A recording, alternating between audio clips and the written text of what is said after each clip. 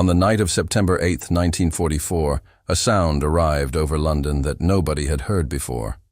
Not the familiar drone of approaching aircraft, not the wail of air raid sirens. Something different. A sound that came after the explosion, not before.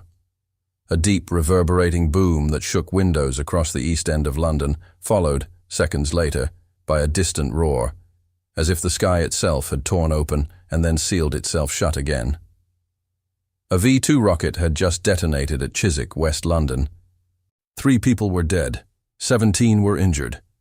A crater 6 feet deep and 30 feet across had been carved into a residential street. The V-2 traveled faster than the speed of sound. There was no warning, no time to run, no defense. By the time you heard it, if you heard it at all, it had already hit. Over the next 7 months, more than 3,000 V-2 rockets would fall on London, Antwerp, and other Allied cities. They killed nearly 9,000 people. They were the most advanced weapons the world had ever seen, and they were built with slave labor. Specifically with prisoners from the Mittelbau-Dora concentration camp. Men worked to death underground, in tunnels carved into a mountain in central Germany, assembling the rockets that were killing civilians across Europe. More than 60,000 prisoners passed through those tunnels. Approximately 20,000 of them died there, from exhaustion, from beatings, from disease, from execution. The weapon and the crime were the same thing. The man most responsible for the V-2 was 33 years old when the war ended. His name was Wernher von Braun. He had joined the Nazi Party in 1937. He had been commissioned as an SS officer in 1940. He had personally visited Mittelbau-Dora on multiple occasions, had seen the conditions under which the prisoners worked and died, and had said nothing. In May 1945, as Allied forces closed in on the rocket facility at Peenemünde, von Braun gathered his team and made a decision. They would surrender. But not to the Soviets. They would find the Americans. What happened next was one of the most morally complex decisions in American history, and it was made quietly, in offices far from any battlefield, by men who understood exactly what they were doing. The United States government looked at Wernher von Braun, SS officer, Nazi Party member, builder of weapons that had killed thousands, and saw something else entirely. They saw the future, not just von Braun. 1,600 German scientists, engineers, and technicians, the men who had built the Third Reich's war machine, its rockets, its chemical weapons, its biological research programs, its aviation technology. Men who, in any rational accounting, should have stood trial at Nuremberg. Instead, the United States government brought them home, gave them new identities, gave them jobs, gave them security clearances, and buried everything they had done. This is the story of Operation Paperclip, the program that built the American space program on the bones of concentration camp prisoners, the program whose existence was hidden from the American public for 40 years. Stay with me. The name Operation Paperclip did not come from a bureaucratic accident. In the spring of 1945, American intelligence teams were racing through occupied Germany ahead of advancing Soviet forces, seizing everything they could find: documents, equipment, patents, research files, and people. The scientists who had designed the weapons, the engineers who had built the factories, the technicians who had run the programs. The problem was this: President Harry Truman had issued an explicit directive. The United States would not recruit any scientist who had been a member of the Nazi Party, an active supporter of Nazism, or involved in war crimes. The problem was also this: nearly every scientist worth recruiting had been a Nazi Party member. It was a condition of employment in the Third Reich. You could not run a major research program. You could not access government funding. You could not keep your position at a university without the party card. The solution was elegant in the way that American bureaucracy sometimes finds elegant solutions to moral problems.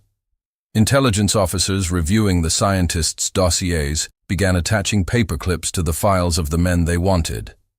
The paperclip was a signal. It meant, this man is of interest. This man's past should not be examined too closely. The Joint Intelligence Objectives Agency, the JIOA, then did something that required active effort, not passive neglect. They did not simply overlook the scientists' Nazi records. They altered them. They rewrote security dossiers. They removed references to party membership, to SS ranks, to the use of slave labor, to experiments on concentration camp prisoners. They created false histories for men whose real histories included crimes against humanity, and then they presented those histories to the State Department and the Department of Justice as if they were real. The first group of scientists arrived at Fort Bliss, Texas, in September 1945. They came as War Department special employees, a designation that meant nothing to anyone who encountered it. They were given housing, they were given laboratories, they were given salaries paid by American taxpayers. They were introduced to their American colleagues with sanitized biographies that described their wartime work in terms of pure science, stripped of any reference to how that science had been conducted or who had suffered for it. Wernher von Braun arrived with his arm in a cast, broken in a car accident during the final chaotic days of the war. He was charming, articulate, visionary. He spoke excellent English. He loved America, he said. He had always dreamed of rockets going to the moon, not to London. His SS uniform was in a filing cabinet somewhere in a government archive, waiting to be declassified 40 years later. Nobody at Fort Bliss asked about it. To understand what was buried along with those files, you need to understand what happened inside the mountain at Nordhausen. Mittelbau-Dora was a concentration camp established in 1943 specifically to provide slave labor for the V-2 rocket program. Prisoners were transported from Buchenwald and from across the Nazi concentration camp system. They were put to work underground in tunnels carved into the Harz Mountains, assembling the rockets that Wernher von Braun's team had designed. The conditions were intentionally lethal. The tunnels were unventilated. The prisoners inhaled concrete dust and rocket fuel. They worked 16 to 18-hour shifts. They slept in the tunnels, in wooden bunks carved into the rock walls, because they were too exhausted to be marched to barracks above ground. More than 60,000 prisoners passed through Mittelbau-Dora. Approximately 20,000 of them died there. Wernher von Braun visited the facility. He was seen there by survivors who later testified. He saw the conditions. He said nothing that changed them. Von Braun was the most famous of the paperclip recruits. He was not the most disturbing. That distinction belongs to men like Walter Schreiber. Schreiber was the chief of medical science for the German army during the war. In that capacity, he had authorized and overseen medical experiments on concentration camp prisoners, experiments involving dangerous pathogens, freezing temperatures, high-altitude conditions, and infectious diseases. Schreiber was brought to the United States in 1951. He was given a position at the Air Force School of Aviation Medicine in Texas. His past was known to American intelligence. It was not disclosed to the American public. In 1952, the Boston Globe ran a story identifying Schreiber as having authorized human experiments in the concentration camps. The public reaction was immediate. He was not arrested. He was not extradited. He was not tried. With the assistance of the United States military, he emigrated to Argentina. Arthur Rudolph had been the operations director at Mittelbau-Dora. He had personally managed the use of slave labor in the V-2 production tunnels. He had signed the requisition orders for prisoner labor. He had been present for hangings of prisoners accused of sabotage. Hangings conducted in the factory tunnels, in front of the other workers, as a warning. Rudolph came to the United States through Operation Paperclip. He worked at Fort Bliss. He transferred to the Army Ballistic Missile Agency in Huntsville, Alabama. He became a naturalized American citizen. He worked at NASA. He was the project director for the Saturn V rocket, the rocket that took American astronauts to the moon. In 1984, the Justice Department's Office of Special Investigations confronted Rudolph with evidence of his wartime activities. Rather than face prosecution, he renounced his American citizenship and returned to Germany. He had lived in the United States for 39 years. He received the NASA Exceptional Service Medal. He left with his pension intact. He was never prosecuted. He died in Hamburg in 1996. On July 20, 1969, Neil Armstrong stepped onto the surface of the moon. It was, by any measure, one of the greatest achievements in human history. 600 million people watched on television. The entire world stopped. For a moment, everything that divided humanity seemed small against the image of a human being standing on another world. The man most responsible for the rocket that got Armstrong there was Wernher von Braun, director of NASA's Marshall Space Flight Center, chief architect of the Saturn V, American hero. At the moment Armstrong stepped onto the moon, the former prisoners of Mittelbau Dora were still alive. Some of them were watching the same broadcast.